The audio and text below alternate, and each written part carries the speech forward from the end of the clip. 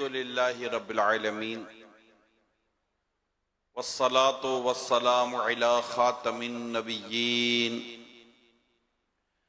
अम्मा बअद अऊज़ु बिल्लाहि मिनश शैतानिर रजीम बिस्मिल्लाहिर रहमानिर रहीम अस्सलातु वस्सलामु अलैका या रसूल अल्लाह व अला आलिका व अस्हाबिका या हबीब अल्लाह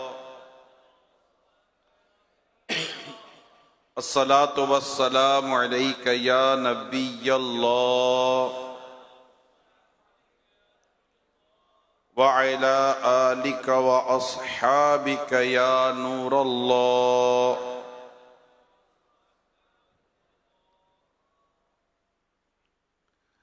अल्लाह पाक के सबसे आखिरी नबी मुहम्मद अरबी सल्लल्लाहु तआला अलैहि व आलिहि वसल्लम ने इरशाद फरमाया,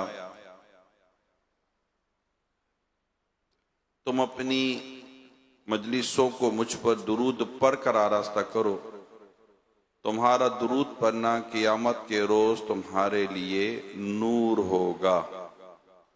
सल्लु अलल हबीब सल्लल्लाहु तआला अला मुहम्मद व अला आलिहि व सहबी व बारिक वसल्लम।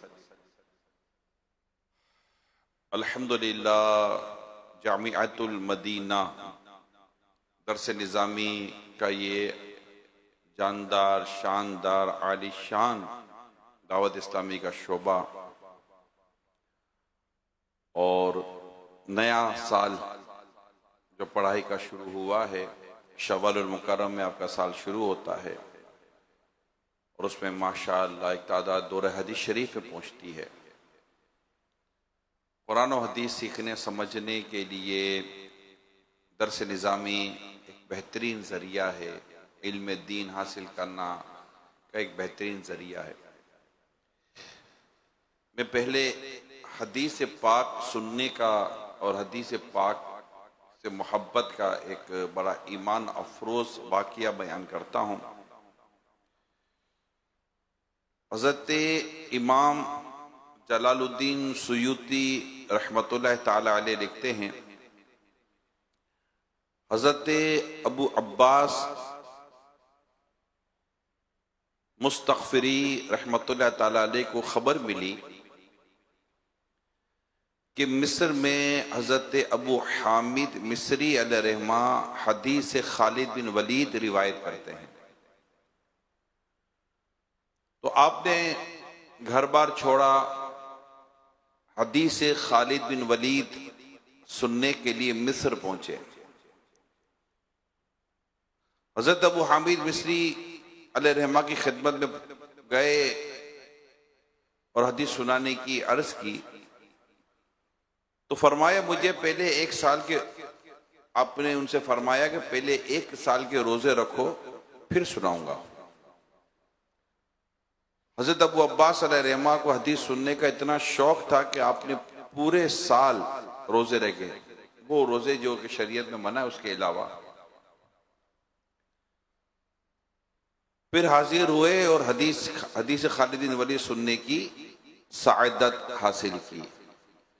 यानी ये जज्बा था हमारे बुजुर्गों का कि एक एक हदीस सुनने के लिए कितनी मुशक्कतें उठाते थे। मुझे एक वाक़या याद आ रहा था, सुफियान बिन उयैना रहमतुल्लाह ताला अलैह जमजम शरीफ के फ़ज़ाइल की हदीस सुना रहे थे, है ना। वो जमजम जिस नीयत के साथ पिया जाए अल्लाह पाक वो नीयत पूरी करता है, जिस इरादे के साथ पिया जाए अल्लाह पाक वो इरादा पूरा करता है। इस मज़मून की हदीस मौजूद है ना। जमजम इसलिए है जिस लिए इसको पिए कोई, इसी जमजम में जन्नत है, इसी जमजम में कौसर है। तो आप हदीस से पाक बयान फरमा रहे थे, वहीं जमजम शरीफ की इस फजीलत को भी बयान किया। एक शख्स मजलिस से उठता है और कुछ देर के बाद वापस आता है, तो हजरत से कहता है, हजरत आपने अभी हदीस से पाक सुनाई जमजम शरीफ की, तो मैं आपसे इस हदीस को सुनकर मैं उठा हूँ और जाकर मैंने भरपूर अंदाज से जमजम शरीफ इस नीयत के साथ पिया है कि आप मुझे 100 हदीसें सुनाएंगे। तो मैं तो इसी नीयत से जमजम शरीफ पी कर आया हूँ, आपने हदीस सुनाई थी, मैंने जाकर पी लिया और नीयत ये थी कि आपसे मैं 100 हदीसें सुनूंगा। तो आपने फौरन बैठो, मैं तुम्हें 100 हदीसें सुनाता हूँ। तो ये एक जज्बा था हदीस पाक सुनने का। और भी इस तरह के काफ़ी इल्म और ज़ौक़ वाले वाक़ियात हैं जहाँ हमें पता चलता है कि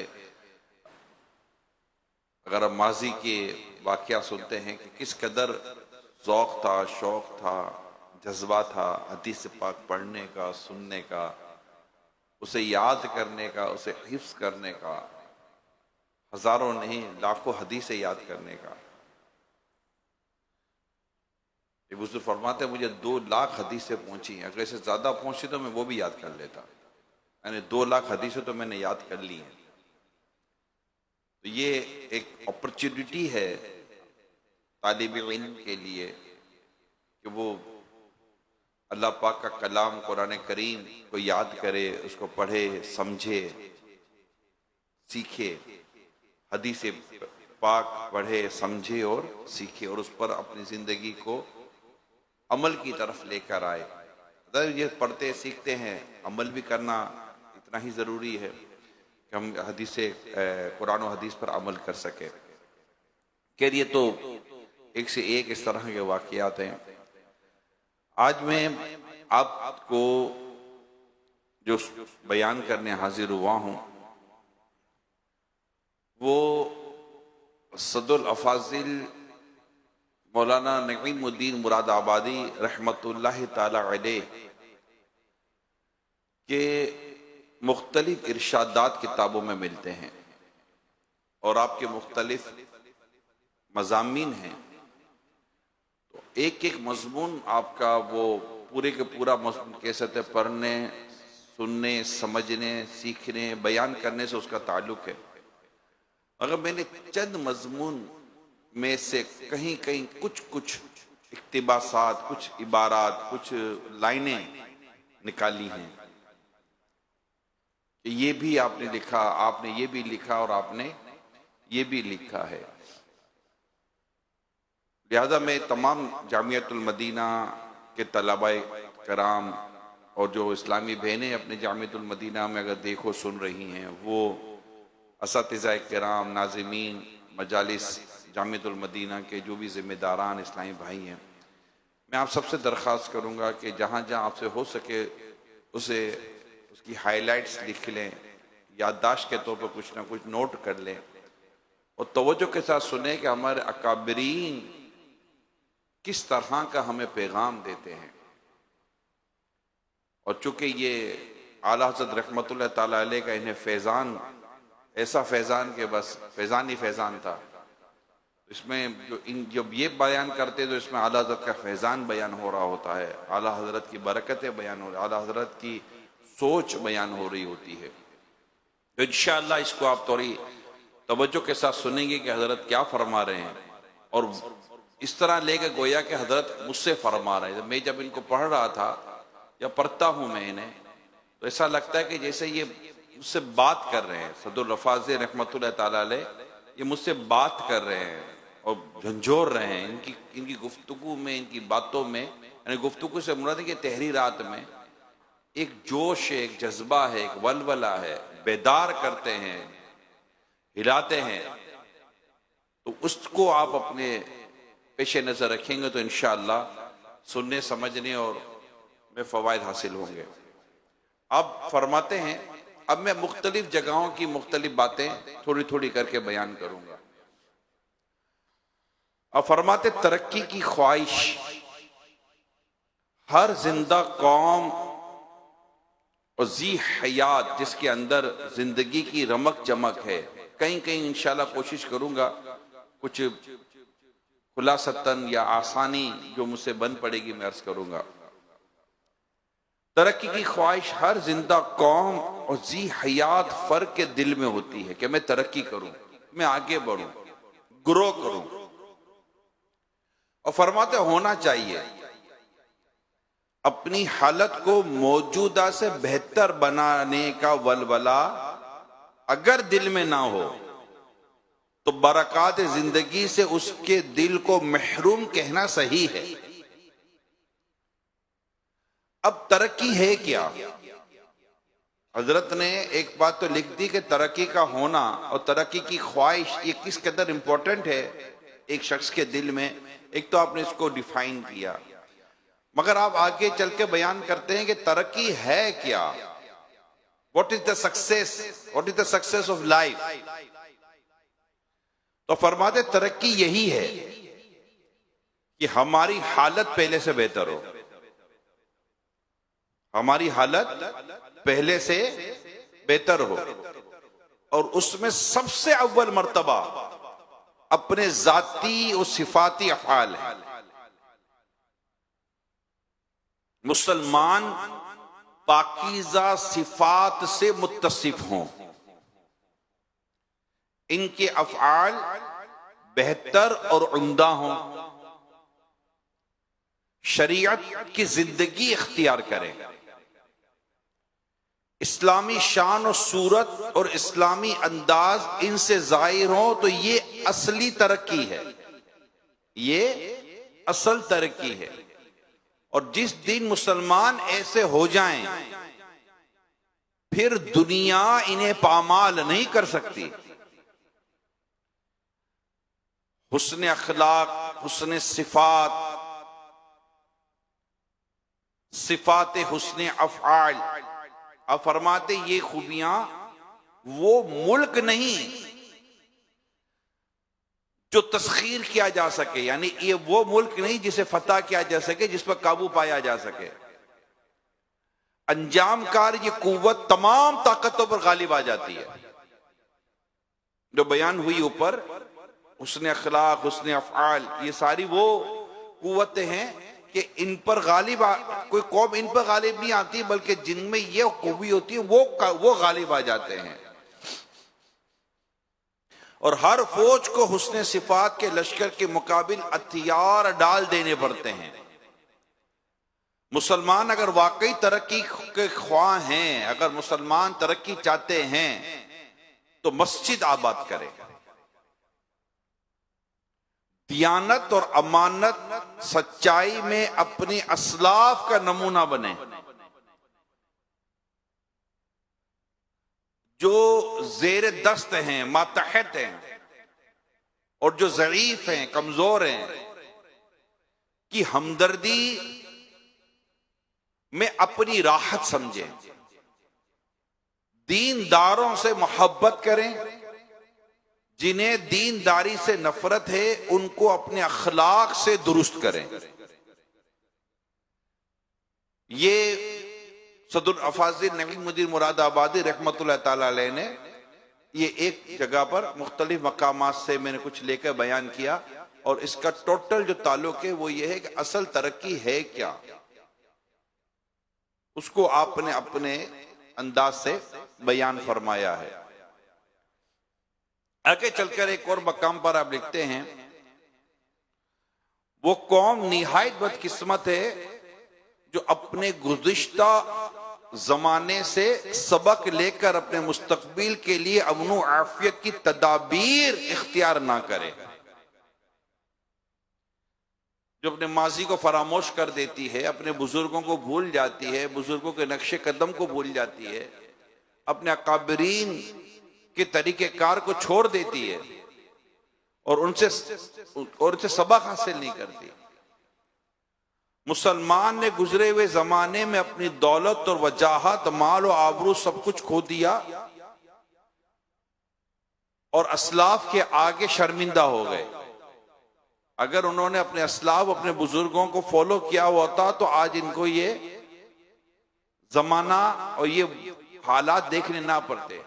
दुनिया भर में जो इस वक्त हालात हैं, मुसलमानों के जो हालात हैं, इनकी जो कैफियत हैं, इसमें अपने बुजुर्गों को छोड़ना, अपने अकाबरीन को छोड़ना, अपने असलाफ को छोड़ना, इनकी तालीमात को छोड़ना, ये शामिल है।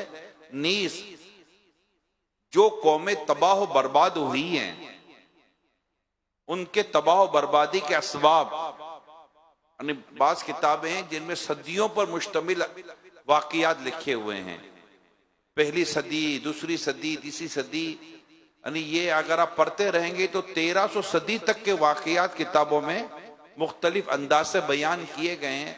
तारीख की किताबें हैं और कई जगहों पर बड़े आपको ईमान अफरोज भी और कई जगह पर बड़े ही इबरत वाले वाकयात मिलते हैं कि इस तरह, यानी यूं समझे कि मुसलमानों के उरूज और जवाल की दास्तानें जो है ना, ये किताबों में लिखी हुई हैं और इसमें असबाब लिखे हुए हैं कि असबाब जवाल क्या थे और असबाब तरक्की क्या थे। इन सब का अगर मैं कहीं किसी जगह पर अगर एक दो लाइन में निचोड़ बयान करूं ना, तो मुसलमान जब भी बाअमल रहा उसको उरूज मिला, और जब भी इसने अमल से मुंह मोड़ा इसको जवाल लगा। इसको इस तरह समझाने वालों ने समझाया है कि सूरज मगरिब की तरफ गुरूब होता है, मशरिक से निकलता है, मगरिब पर गुरूब होता है। तुम जब भी मगरिब की तरफ चलोगे तुम गुरूब हो जाओगे। बड़ी खूबसूरत अंदाज से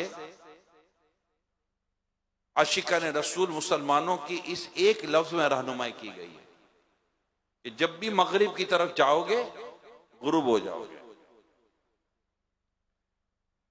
आप एक मकाम पर लिखते हैं, पहले जमाने के मुसलमान अपनी जरूरियात को कम रखते थे। बड़ा ईमान अफरोज मजमून है ये। पहले के मुसलमान अपनी जरूरियात को महदूद रखते थे, कम रखते थे, ताकि जरूरियात के दबाव से किसी के सामने हाथ ना फैलाना पड़े। और ये हाथ फैलाना इन्हें निहायत नागवार था। ये कैसे हो सकता है कि हम किसी के आगे हाथ फैलाएं, बल्कि इनकी आमदनी अगर कम भी हो तो जरूरियात महदूद होने की वजह से ये इस हाथ फैलाने की मुसीबत से बच जाते थे और दूसरे बंदाए खुदा को देखकर माल के साथ कल्ब की बेतअल्लुकी और बेरगबती का अमली सबूत दे सकते हैं। यानी एक तो अपनी जरूरतें कम रखते थे ताकि जरूरतें कम हो, तो जरूरतें कम की वजह से इन पर ऐसा दबाव ही नहीं होता था कि ये किसी की माल और किसी की इस तरह आसाइशों की तरफ देखें और वहां अल्लाह ना करे इनको हाथ फैलाना पड़े, खुददारी कंप्रोमाइज ना करनी पड़े। इन शॉर्ट ये है कि वो अपनी खुददारी कंप्रोमाइज नहीं करते थे और साथ साथ जो होता था उसमें से भी राय खुदा में और हाजतमंदों को, जरूरतमंदों को देकर अपने कल्ब से माल की मोहब्बत को मजीद दूर कर दिया करते थे। ये इनकी क्वालिटी हुआ करती थी। आप फरमाते इसीलिए इन्हें हिदायत दी गई, ऊंचा यानी देने वाला हाथ, नीचे यानी लेने वाले हाथ से बेहतर है। ये एक बयान हुआ। दूसरा बयान हुआ कि ये भी तालीम दी गई कि मांगने में जिल्लत है। एक ये तालीम दी गई, एक ये तरबियत दी गई। फिर एक तरबियत ये दी गई कि लालची जलील होता है। ये तीनों बातें आपने नकल की। नंबर एक कि देने वाला हाथ लेने वाले से बेहतर है। नंबर दो मांगने में जिल्लत है। नंबर तीन लालची जलील होता है। ये तीनों बातें आपने यह नकल की और ये सब आप फरमाते ये इनके पेश नजर होती थी ये बातें। फिर आप फरमाते ये बातें इनके पेश नजर होने के साथ साथ इनके दिल में उतरी भी होती थी। ये बातें इनके मरकुज खातिर थी। ये कहते हैं खातिर दिल को कहते हैं। फरमाते वो भूखे सो जाना पसंद करते थे मगर मांगना और किसी अपने जैसे इंसान के सामने हाथ फैलाना इन्हें हरगिज गवारा ना था। इसलिए गो उनके पास आजकल के दौलतमंदों की तरह माल के अजीम शान अंबार ना थे, लेकिन वो जमाने के दौलतमंदों और बादशाहों से ज्यादा गनी हुआ करते थे। फरमाते इन्हें सिखाया गया था कि अगर बहुत सा माल हुआ और लालच का पेट ना भरा, हिर्स का पेट ना भरा, माल बहुत सारा आया फिर भी माल इस हिर्स से पेट ना भरा, दस्ते जुल्म या दस्ते सवाल दराज रहा, और प्यास की तरह कि जैसे प्यास नहीं बुझती, इसी तरह माल की प्यास नहीं बुझ रही। तो तमाम दुनिया के खजाने लेकर भी तुम गनी नहीं हो सकते, कि तुम्हारी हिर्स ही खत्म नहीं हो रही, तुम्हारी लालच ही खत्म नहीं हो रही। तो सारे दुनिया का माल भी तुम्हें मिल जाए, आपको हदीस याद आ जाएगी, दो हरीस कभी शेर नहीं हो सकते, एक इल्म का हरीस, एक माल का हरीस। और अगर अल्लाह ना करे, अल्लाह ना करे, अल्लाह ना करे, अल्लाह ना करे, प्यारे इस्लाम भाइयों, जिससे माल की हिर्स लग गई ना, माल की हिर्स लगने से सिंह तो नहीं निकल आते ना, माल की हिर्स लग जाने से कान तो मतलब उल्टे सीधे नहीं हो जाते। और अच्छा, ये ऐसी अजीब मजमूम और ऐसी अजीब वो गरीब सिफत है कि अगर किसी को ये कहा जाए कि तुझे माल की लालच है, तो वो कबूल करने के लिए भी तैयार नहीं है कि नहीं नहीं मैं लालची वालची नहीं हूं भाई, कहाँ हो, मुझे कोई माल की लालच नहीं है। बड़ा दिन रात माल पैदा करने में लगा हुआ है, दिल उसका माल की मोहब्बत में लगा हुआ है। माल ना हो तो उसके तबीयत में बेचैनी और बेकरारी सी पैदा हो जाती है। तो फरमाते हैं कि अगर इस ऐसे शख्स को दुनिया के खजाने भी मिल जाएं, तब भी ये शख्स गनी नहीं हो सकता, इसके अंदर हिर्स रहेगी। फिर फरमाते लेकिन अगर अपने हवाई यानी अपनी जरूरियात को महदूद कर लो और अपने दिल पर काबू पा लो, उसको हिर्स की पलीद बीमारी से बचा लो, तो थोड़े पर कनाअत कर सकोगे।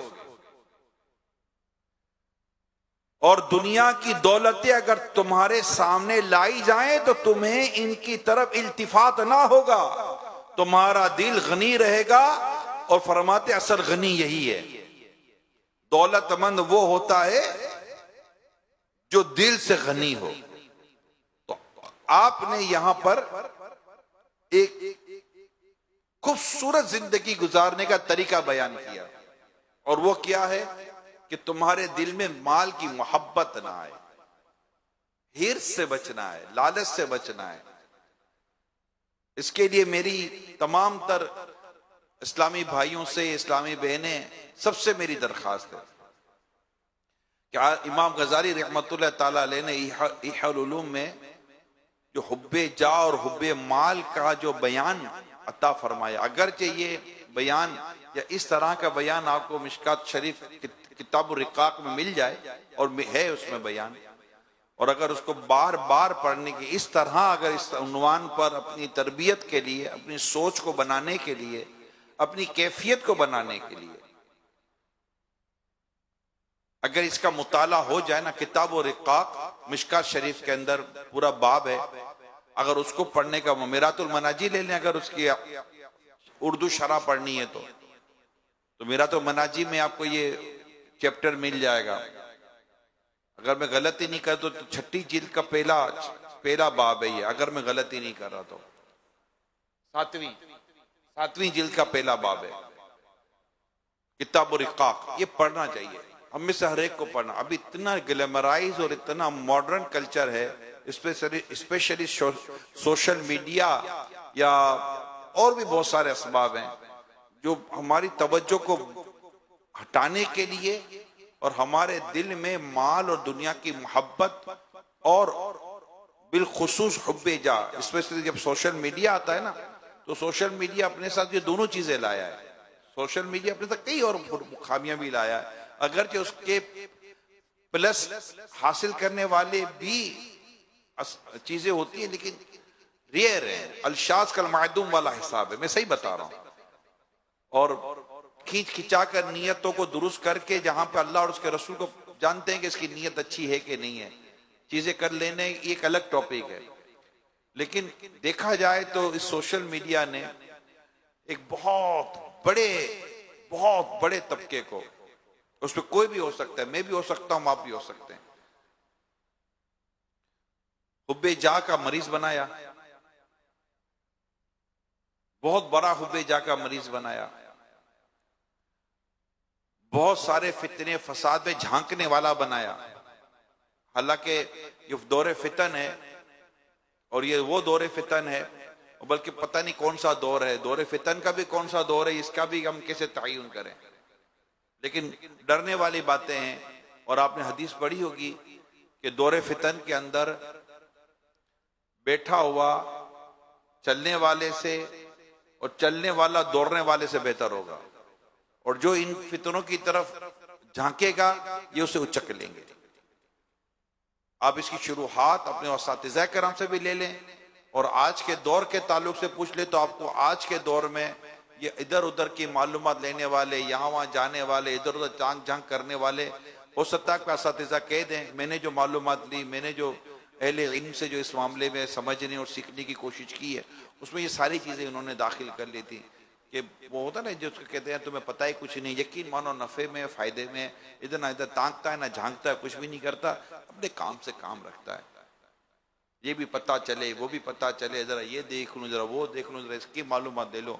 इसको कहते हैं इररेलेवेंट नॉलेज की तरफ जाना, जो ना हमारा काम, ना हमारा पैशन भी नहीं, हमारा मनसब भी नहीं, हमारा है ही नहीं।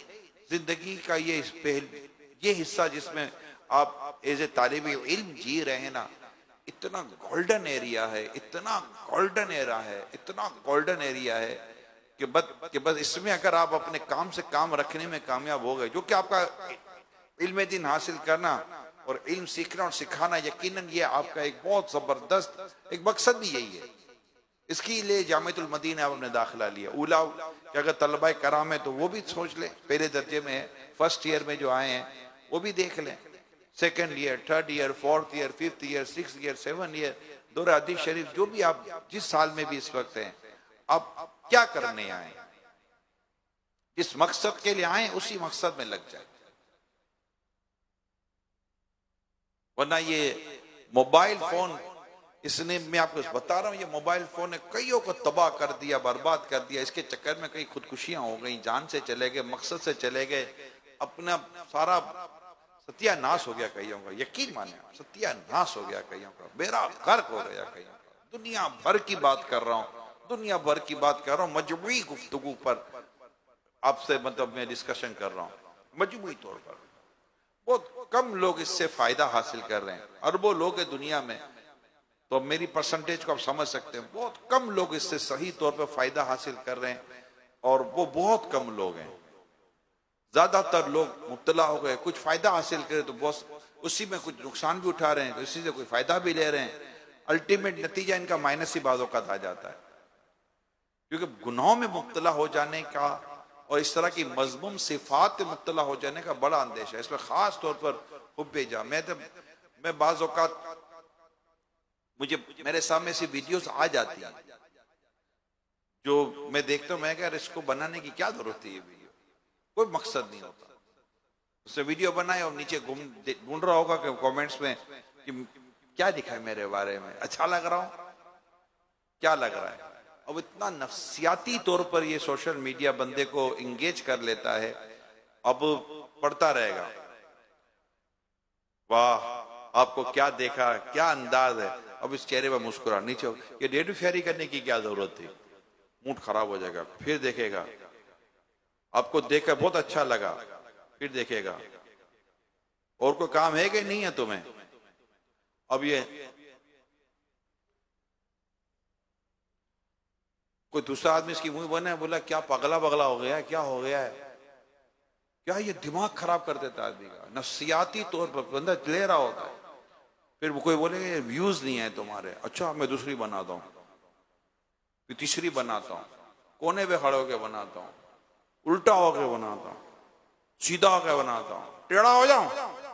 अरे भैया सीधे ही हो जाओ ना एक बार यार। आप कैमरे की तरफ भाग रहे हो, खुद ही को ऐसा बुलंद करो कि कैमरा आपकी तरफ आना शुरू हो जाए। कैमरा आपको ढूंढेगा, आप कहां कैमरा ढूंढने को लग गए यार।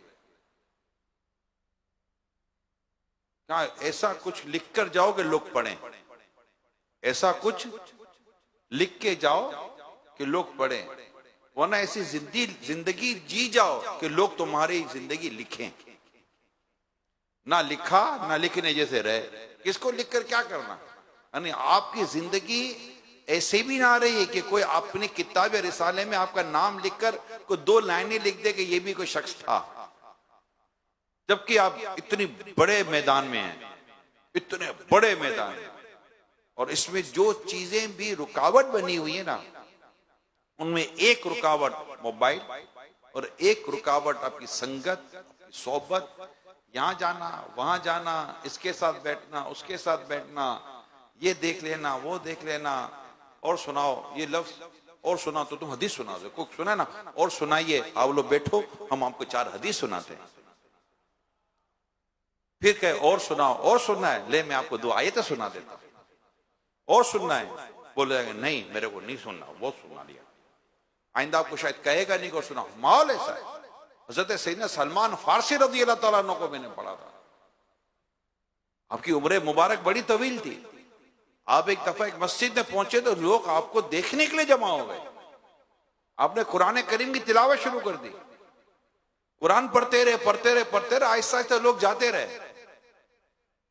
यहां तक कि कम लोग रह गए, मस्जिद खाली होने लगी। आपने कहने को लोगों तुम्हें क्या हो गया है, अभी मैं तुम्हें यहां वहां के वाकया सुनाता तो तुम बैठे रहते, मैं तुम्हें अपने रब का कलाम सुना रहा हूं तुम उठ के जा रहे हो। अब कोई आए तो आपको कहना और सुनाओ क्या हालचाल है, वो हालचाल तो ये कि हदीसें हैं, आओ सुनो बैठो हदीस सुनाता हूं, फिर एक हदीस सुनाए, फिर एक हदीस सुनाए, फिर एक हदीस सुनाए, फिर आयत सुनाए, फिर इल्म की बातें सुनाए। आप देख लीजिएगा आपके पास आने वाले कितने रह जाते हैं। ये तो हमारी हालत है। आप वही सुनाओगे ना जो आपके अंदर है। आपके अंदर अगर कोई डोल भर के निकालना चाहे तो जो अंदर होगा वही निकलेगा ना। आपके मेरे अंदर है क्या ये जो निकल रहा है, और उधर ये हो रहा है और उधर, अरे भैया तो अपनी कर रहे थे, तेरे साथ क्या हो रहा है, आप कहां हो, क्या कर रहे हो, कर क्या सकते हो दुनिया में जो कुछ भी हो रहा है, क्या कर सकते हैं यहाँ बैठ, ख्वाब में भी कुछ नहीं कर सकते, हकीकत तो दूर की बात है, कुछ करने जैसा ख्वाब भी अभी नहीं आता। ख्वाब ऐसा अजीब वो गरीब आता है, उठते तो लगता हाँ क्या हो गया, वजू करके सोता तो अच्छा होता। कोई ढंग के जो ख्वाब नहीं आते तो जो सोते सोते कोई ढंग का काम नहीं कर पा रहा ख्वाब में, वो जीते जी क्या कर लेगा। तो कुछ ये चीजें मैं चोट करने के लिए कह रहा हूं। आपके चेहरे पर मुस्कुराहट आ रही है, आनी चाहिए, मैं बात करी मुस्कुराहट वाले रहा हूं, लेकिन इसके अंदर तशवीश है, तशवीश, हैरत है, परेशानी है। हज़रत तारिक बिन जियाद रहमतुल्लाह ताला अलैह को भी ख्वाब आया था, जब स्पेन की तरफ जा रहे थे, किश्ती में बैठ कर जाते, ख्वाब में मुस्तफ़ा करीम की ज़ियारत हुई थी सल्लल्लाहु अलैहि वसल्लम, और स्पेन अंदलुस की फतह की बिशारत थी उसके अंदर। हमें कैसा ख्वाब आता है, सुबह उठते तो पता चला, ख्वाब आया था कि मेरा मोबाइल अच्छा हो गया, उठे तो पता चला वही का वही है। ख्वाब में भी मोबाइल है, वो भी नया ब्रांड का मोबाइल आता है, जो कंपनी अब तक बनी नहीं है उसका मोबाइल आता है ख्वाब। ये तो ख्वाब है हम लोगों के, अजीब व गरीब, सिर्फ चोट कर रहा हूं मैं आपको और कुछ भी नहीं कर रहा हूं। कौन सी दुनिया में जी रहे हैं आप। इसलिए अपने आप को उससे निकाल, जो भी इसमें मुब्तला है, मैं नहीं कहता कि सारे तलबा कराम मुब्तला होते, ऐसा नहीं होता, बड़े सुलझे हुए और बड़े मकसद पर जमे हुए तलबा कराम भी होते हैं, और वो होते हैं, हर साल होते हैं, हर वक्त होते हैं, ऐसा नहीं होते। कभी भी जामिअतुल मदीना ऐसे तलबा कराम से खाली नहीं रहा, ऐसे बा मकसद असातिज़ा, बा मकसद तलबा, बा मकसद इस्लामी भाई से कभी भी हमारे इदारे खाली नहीं रहे, और ना इंशाल्लाह कभी खाली होंगे। मगर इनकी तादाद कितनी है, इनकी तादाद कितनी है। आप कभी मौका मिले तो कैपेसिटी बिल्डिंग पर मुताला करें, अपनी सलाहियत, अपनी इस्तेदाद में इजाफा कैसे करना चाहिए, इसको कैपेसिटी बिल्डिंग कहते हैं। बड़ी सेल्फ एजुकेशन है, ये अपनी जात के लिए एजुकेशन है। ये इदारती अलग होती है, सेल्फ अलग होती है। सेल्फ कैपेसिटी बिल्डिंग अलग होती है कि मैं अपनी इस्तेदाद में, अपनी सलाहियतों में इजाफा कैसे कर सकता हूं। ये बाकायदा एक स्टडी है। अगर आप मुताला नहीं करना चाहते तो अपने असातिज़ा से पूछ लें, उस्ताद साहब जरा बताइए कि how can I build my capacity, मैं अपनी कैपेसिटी में, अपनी इस्तेदाद में, अपनी सलाहियतों में इजाफा कैसे कर सकता हूं। तो इंशाअल्लाह ताला इसका बिल्कुल आपको बताएंगे, अल्लाह पाक ने चाहा तो। और कुरान और हदीस की रोशनी में बताएंगे अल्लाह पाक ने चाहा कि ये हो सकता है, ताकि आप हर काम अपनी उम्दगी के साथ करें, शाइस्तगी के साथ करें। अल्लाह पाक अमल करने की तौफीक अता फरमाए। सल्लु अलल हबीब सल्लल्लाहु तआला अला मुहम्मद।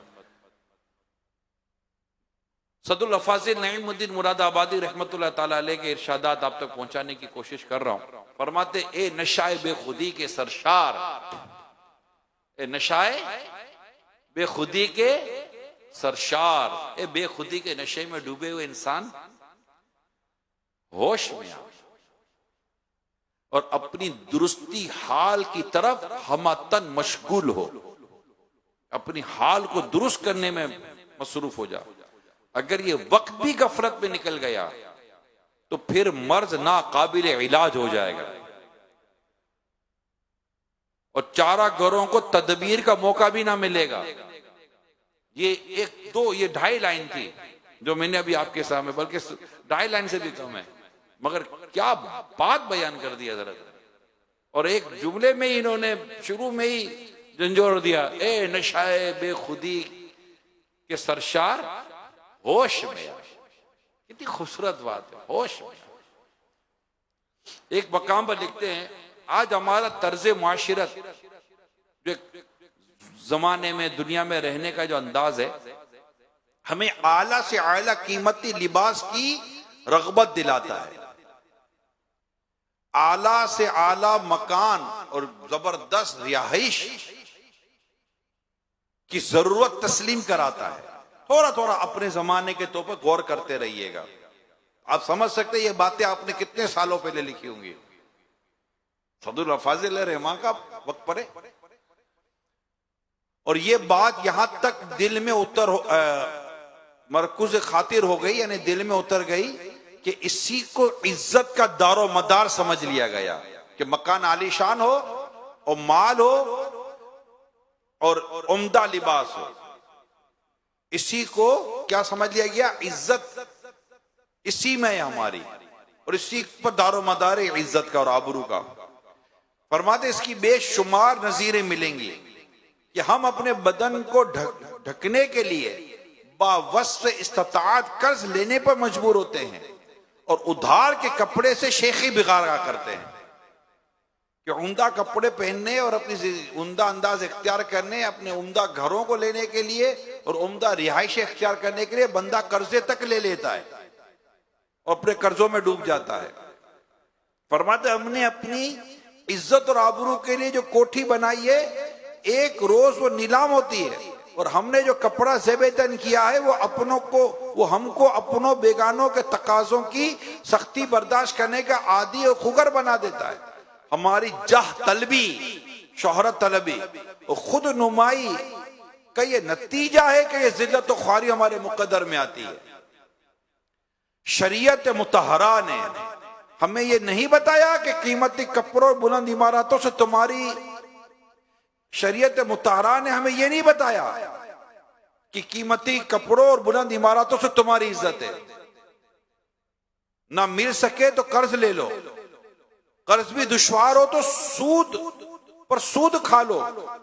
बल्कि हमें यह तालीम है कि इज्जत का मदार लिबास फाखिरा और उम्दा मकानात पर नहीं, पक्का मोमिन खुदा शनास हो जाना सबसे बड़ी इज्जत है।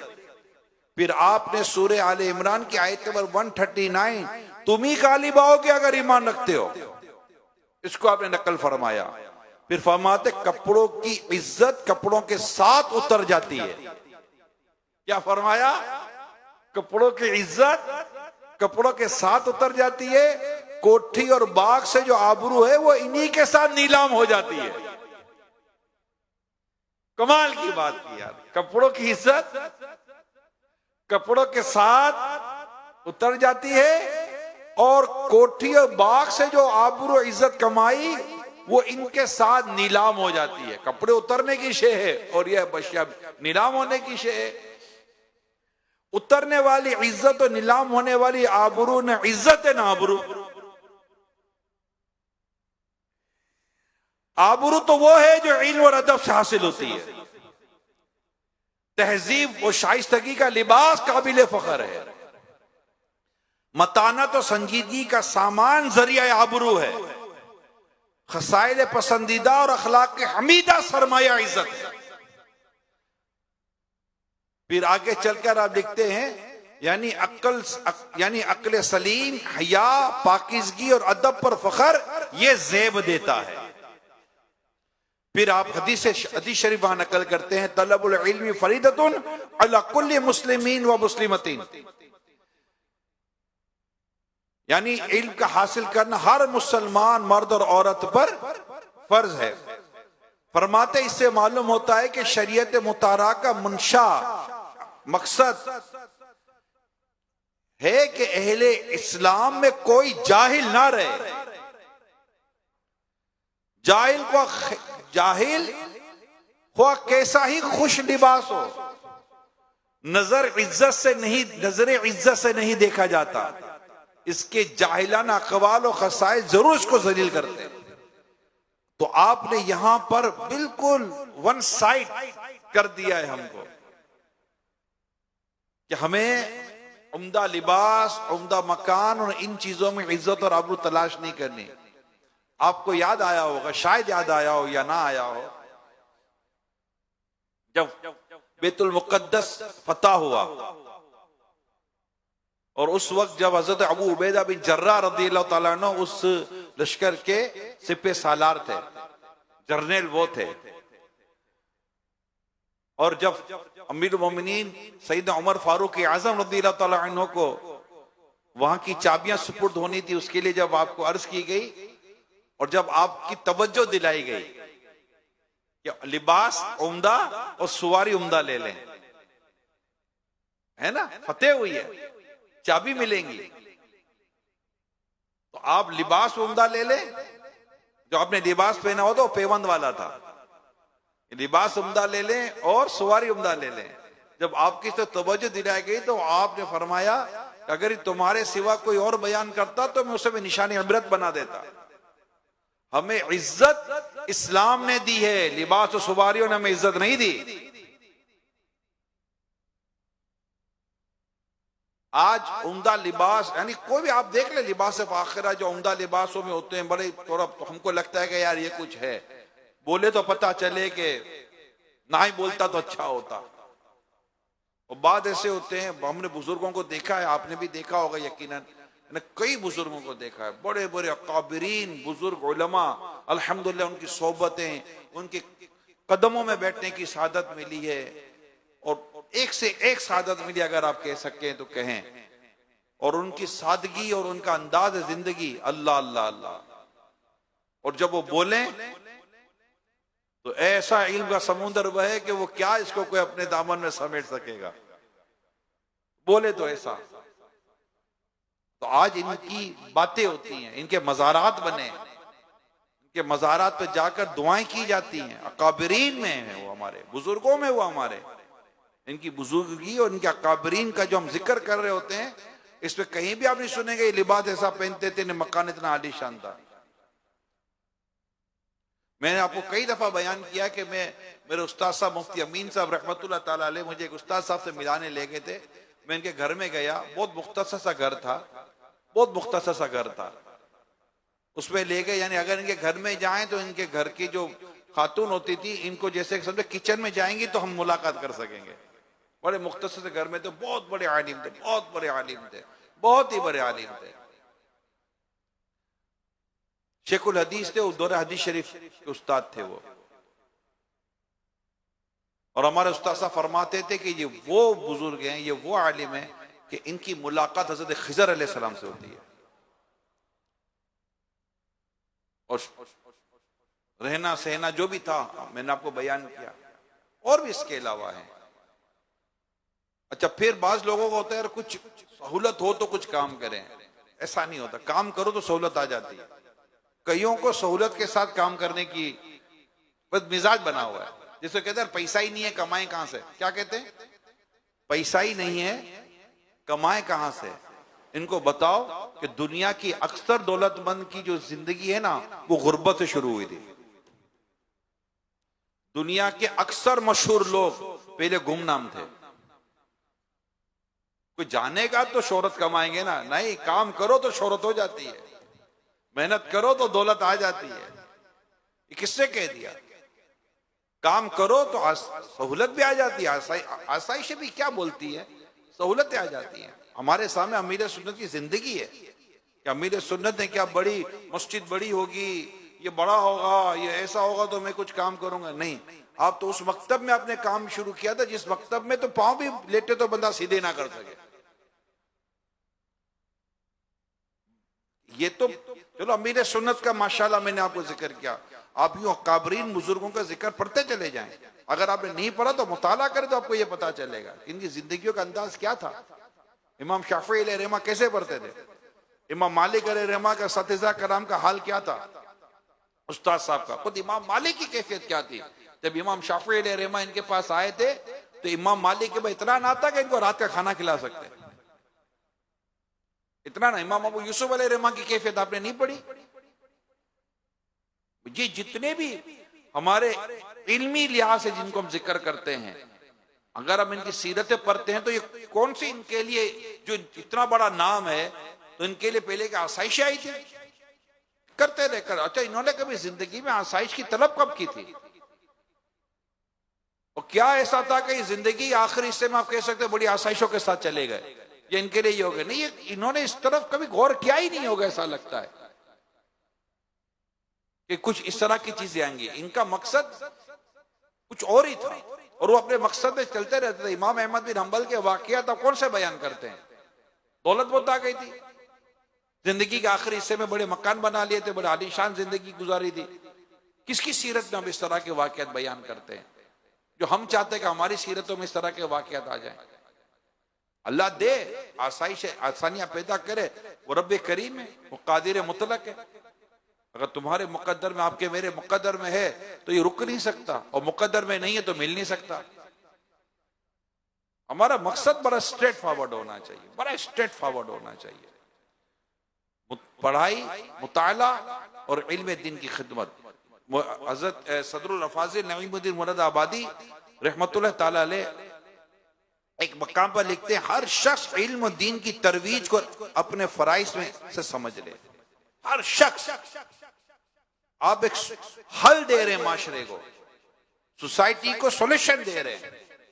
क्या फरमाते? हर शख्स इल्म और दीन की तरवीज को अपने फराइज में शामिल कर ले।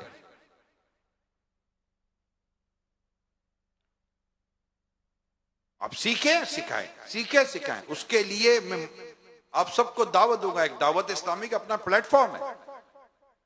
अभी आपका साल शुरू हुआ है। मैं तमाम तलबाए कराम को दरखास्त करूंगा, दावत दूंगा। अभी पढ़ाई शुरू हुई है आपकी। आप में से जिसने अब तक 12 माह नहीं किए, मेरी दावत है आपको, नेकी की दावत दे रहा हूं, तरकीब दिला रहा हूं। तमाम असातिज़ा किराम साथ दें, नाज़िमीन साथ दें, अगर मजलिस साथ दे तो भी साल शुरू हुआ है। इस साल के शुरू होते ही मेरा मशवरा यह है कि जिन्होंने 12 माह सफर नहीं किया वो तलबा करम 12 माह के मुसाफिर बन जाएं। आकर दोबारा अपनी पढ़ाई यहीं से शुरू कीजिएगा जहां से आप खत्म करके जा रहे हैं। तमाम तलबा करम को दावत है। अल्लाह आपको तौफीक दे, अल्लाह मुझे तौफीक दे कि हम इस तरह, क्योंकि ये जो दीन की तरवीज और इशाअत का जज्बा दावत इस्लामी के काफिलों में मिलता है ना, ये अपनी मिसाल आप है। तबलीग दीन करते करते, नेकी की दावत देते देते जब हम पढ़ते हैं और आगे बढ़ते ना, इसकी अपनी वेटेज है, इसकी अपनी एक बड़ी इसकी वैल्यू है। और ये वही समझ सकता है जो उसको प्रॉपर करे। एक तो चले गए आ गए, तो ऐसे नहीं आना जाना होता। 12 माह 12 मंथ एक बहुत बड़ा एक पीरियड है 12 महीने का। ऐसा नहीं कि पीरियड नहीं है, 12 महीने का एक पीरियड है। Almost 365 days. There is too much. ये कम अरसा नहीं है। अगर बंदा गौर करे, हजारों थाउजेंड्स ऑफ आवर्स हैं। सोने और खाने पीने के अलावा की बात कर रहा हूं, और उसमें आपकी ट्रैवलिंग है, शेर अल्लाह का, और हजारों, शायद हजारों आशिकाने रसूल से आपकी मुलाकातें हैं। इनका उठना बैठना है। इनके रोजमर्रा के मामलात हैं, सोसाइटी की स्टडी है, माशरे की बहुत जबरदस्त। आप करीब से जाकर माशरा देखते हैं। जामिअतुल मदीना की 4 दीवारी में रहकर तक करीब से माशरा नजर नहीं आता। फिर आप फारिग तहसील होकर देखने की कोशिश करते हैं, वो एक अपनी जगह पर होता है। लेकिन जब आप जाकर उस तमाम तर माशरे को स्टडी कर कर आते हैं, मिलकर आते हैं, सूरत हाल देख कर आते हैं, उसके बाद जब आकर आप कभी जामिअतुल मदीना के दर्जे में अपनी क्लास में बैठते हैं, आपकी अप्रोच चेंज होती है। मैं उसका कह रहा हूं जो प्रॉपर वाकई 12 महीने का 12 माह का सही मायनों में काफिला कर कर अगर वो आते हैं, उनकी अप्रोच चेंज होती है, उनकी फीलिंग चेंज होती है, उनकी पढ़ाई का डायरेक्शन कुछ और ही होता है। और फिर पढ़ने के बाद अल्हम्दुलिल्लाह दावत इस्लामी के दीनी काम करने का अंदाज ही कुछ और होता है। इसलिए 12 महीने की मैं रिक्वेस्ट करूंगा, मजलिस से भी अर्ज करूंगा कि जैसे दर्जा शुरू हुआ है, अगर अल्लाह करे कि ये सबके सब दर्जे अगर खाली भी हो जाते तो क्या हर्ज है। ये खाली नहीं होते दर्जे, कौन सा खाली होगा। ये 4 दीवारी का दर्जा खाली हो जाएगा, आपका अपना दर्जा कहां के कहां चला जाएगा, इसके लिए मैं क्या कह सकता हूं। एक दर्जा हुआ है जहां आप हो, एक दर्जा हुआ है जो आपके अंदर है। किस दर्जे की तरफ जाना है वो आप फैसला आप कर लो। फिर अंदर रहकर भी दर्जे बढ़ जाते हैं, इसके भी कोई इनकार नहीं है। इल्म दीन सीखना सिखाना मदीना मदीना। तो खैर मुफ्ती साहब लिखते हैं हर शख्स इल्म और दीन की तरवीज को अपने फराइज में से समझ ले, नंबर 1। फिर फरमाते और एक मुअय्यन रकम माहाना इसके लिए सर्फ करना दाखिले जरूरियात करार दे। अपनी जेब पर कुछ ना कुछ वजन मेरे तलबाए कराम जरूर डालने की आदत डालें। ये मेरे तमाम तलबाए कराम और तालिबात जो हैं, जो पढ़ती हैं, पढ़ रहे हैं, सबसे दरकार असातिज़ाए कराम जो भी हैं, हम सबको ये दावत हो, हम सबके लिए ये दावत है।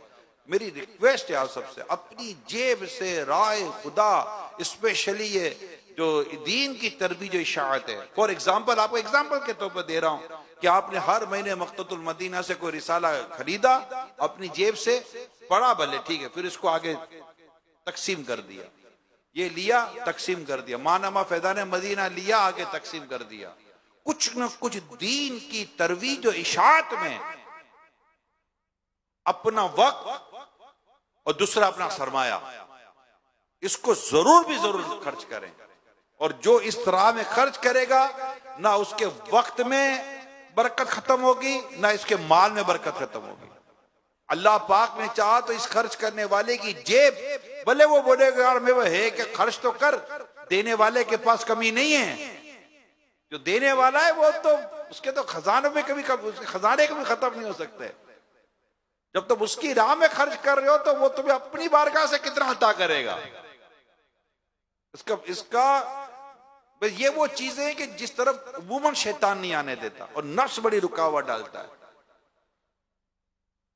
अगर कोई कर सकता हो तो बिल्कुल करे, बल्कि कोई कर सकता हो तो जामिअतुल मदीना में अपने जेब से, अपने घर से कुछ ना कुछ लाकर दे।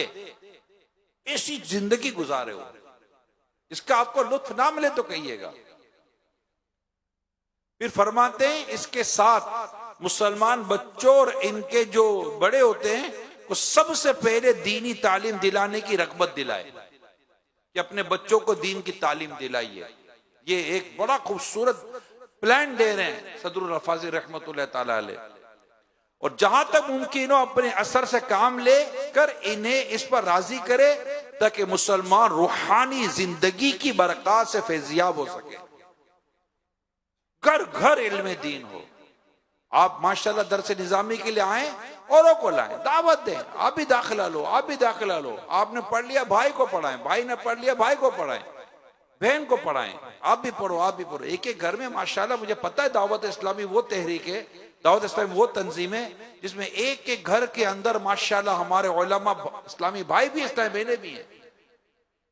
जी हाँ, एक बाप इस बात पर फख्र करते हैं। ऐसे कई वालिद हैं हमारे दावत इस्लामी में जिनके वालिद इस बात पर फख्र करते हैं, मेरा बेटा भी दरस निज़ामी कर चुका, मेरी बेटियां भी दरस निज़ामी कर जाएगी।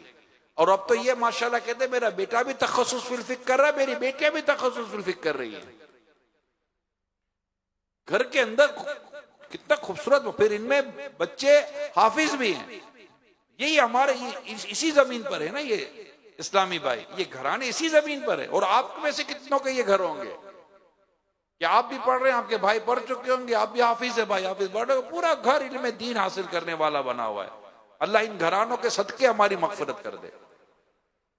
फिर फरमाते छोटे बड़ों के हुकूक पहचाने, बड़े छोटों पर शफकत करें, मोहब्बत दीनी और उखुवत मजहबी का रिश्ता कवी और मजबूत हो, खाना जंगियों की मुसीबतें और बामी कशमकश के अजाब से नजात हो। ये आपने बड़ी खूबसूरत तालीम और तरबियत फरमाई है हमारी। तो मैंने सदुल अफाजिल मुफ्ती नईमुद्दीन मुरादाबादी रहमतुल्लाह ताला अलैह की खूबसूरत तालीमात में से चंद एक इबारात इक्तिबासात आप तक पहुंचाने की कोशिश की है, और उसमें ज़िम्नन कुछ अपनी गुजारिशात भी अर्ज की हैं, ताकि हमारी डायरेक्शन दुरुस्त हो, हमारे अमल दुरुस्त हो, हमारा काम दुरुस्त हो, और हमारा मकसद बिल्कुल हमारे सामने क्रिस्टल क्लियर और वाज़े हो कि मैं क्यों पढ़ रहा हूं, मुझे पढ़कर क्या करना है, तो किन किन चीजों से बचकर जीना है और किन किन चीजों के लिए जीना है, ये हमारे पेश नजर होना चाहिए।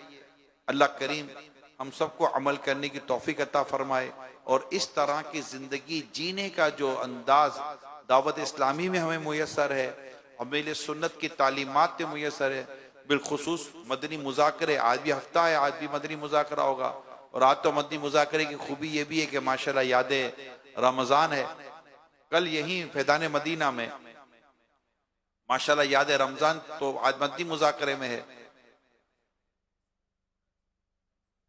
मदारिसुल मदीना भी साथ है। अच्छा, ये भी एंड में बताया है कि मदारिसुल मदीना भी साथ है, मदीना मदीना, तो मदारिसुल मदीना के क्या बच्चे तो क्या काफिलों में सफर, तो छोटी उम्र होती है, कारी साहबान से अर्ज है, और जो काफिलों की जिनकी उम्र है उनसे भी दरख्वास्त है, सबको दावत है मदनी मुज़ाकरे में पाबंदी से शिरकत करें, और मेहरबानी करके इसकी आदत बना लें।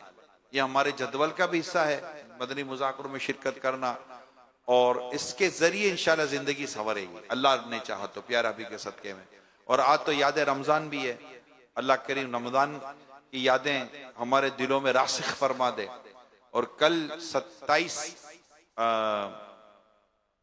अप्रैल है, इतवार, दोपहर को हज का तरीका बयान होगा 2 बजे के बाद यहीं जहां आप हैं, और इंशाल्लाह रात को महफिल मदीना होगी।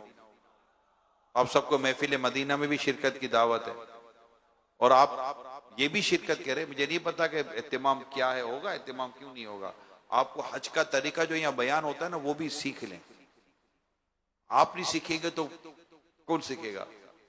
आपने तो ये आगे बयान करना है, इतवार है, छुट्टी है, आपकी पढ़ाई तो नहीं है इतवार को, तो यहीं फैदान मदीना में आपका ये अब्दुल हबीब भाई इंशाल्लाह ये हज का तरीका बयान करेंगे, और हाजी भी आएंगे, जो हज पे जा रहे होंगे वो भी आएंगे, और आशिकान रसूल भी आएंगे। मैं आपको भी दावत देता हूँ, तलबा कराम को बिलखुसूस दावत दे रहा हूँ, ये इसको सीखना चाहिए। आप बोलोगे यार मैं वीडियो देख लूंगा, मर्जी आपकी, अभी थोड़ी देर पहले बहुत को समझाया, ठीक है। तो कभी खाना भी वीडियो के जरिए कर लिया करें, भूख लगे यार थोड़ा खाना दिखा दो, लोग कैसे बिरयानी खा रहे हैं मैं भी खा लूं, तो मर्जी आपकी। फिर रात को महफिल मदीना है, हमारी रूह की गिजा है, नात खानी मौत भी हमसे छुड़ा सकती नहीं, कब्र में भी मुस्तफा के गीत गाते जाएंगे इंशाअल्लाह इंशाअल्लाह। तो यूं आज याद रमजान है तो कल याद मदीना है। अल्लाह पाक हमें ज़ौक़ और शौक़ भी अता फरमाए, और दावत इस्लामी के दीनी काम करते रहने के अल्लाह पाक हमें तौफीक दे। जहां भी दुनिया भर में आप हैं, सुन रहे हैं, आप जिस इलाके में हैं, जिस गांव में हैं, जिस देहात में हैं, जिस तहसील में हैं, जिस कस्बे में हैं, अतराफ आपके सामने है। आप जामिअतुल मदीना से बाहर कदम रखें तो सूरत हाल आपके सामने है। मस्जिद मरसियां खाहें के नमाजी ना रहे, यानी वो साहिब औसाफ हिजाजी ना रहे। क्यों? वाइज कौम की वो पुख्ता ख्याली ना रही, बरक तबई ना रही, शोला मक्काली ना रही, रह गई रस्म अज़ा रूह बिलाली ना रही, फलसफा रह गया तलकीन गजाली ना रही। तो अल्लाह करे कि हम अपनी जैसे ही जामिअतुल मदीना से बाहर कदम रखते हैं तो जगह जगह बेनमाजी हैं, जगह जगह बेअमली नजर आती है। इन सबको दुरुस्त करने के लिए आपको इलाकाई दौरे करने हैं, आपको हफ्तावार इज्तिमा में शिरकत करवानी है, आपको हर माह जो जदवल के मुताबिक काफिला जामिअतुल मदीना से सफर करता है, लेकिन आप महले इलाके में दावत तो देंगे ना, उनकी काफिले की दावत, इंशाल्लाह उसकी बरकतें मिलेंगी। इज्तिमाई तौर पर मदनी मुज़ाकरों में शिरकत करें। नेक अमाल का रिसाला जो आपके अपने तलबा कराम के लिए है, जो तालिबात के लिए, मदारिसुल मदीना के लिए है, उसको नाफिज कराएं ताकि हम इल्म अमल के साथ एक बेहतरीन मुबल्लिग दावत इस्लामी, आलिम दीन, हाफिज कुरान और मुफ्ती इस्लाम बनकर दीन की खिदमत कर सकें और अपने लिए और अपने अजीज अकारिब, दो रिश्तेदार, वालिदैन सबके लिए, अपनी और सबके लिए मगफरत का सामान कर सकें। अल्लाह पाक हमारी भी ऐसा बख्शिश करे और हमारे आल औलाद, वालिदैन, बल्कि हर दावत इस्लामी वाले वाली के अल्लाह बेहसा बख्शिश फरमाए। अम्मी ने सुन कर अल्लाह सेहत और तंदुरुस्ती दे और आपकी बेहतरीन तालीमात पर अमल करना नसीब फरमाए। आमीन बिजाही खातमी नबीयीन सल्लल्लाहु तआला अलैहि वसल्लम। सल्लु अलल हबीब सल्लल्लाहु तआला अला मुहम्मद व अला आलिहि व सहबिहि व बारिक वसल्लम।